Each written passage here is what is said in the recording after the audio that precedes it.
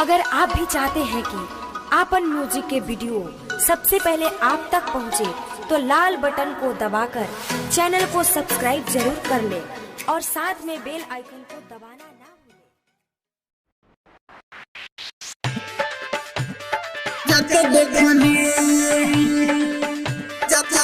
देखनी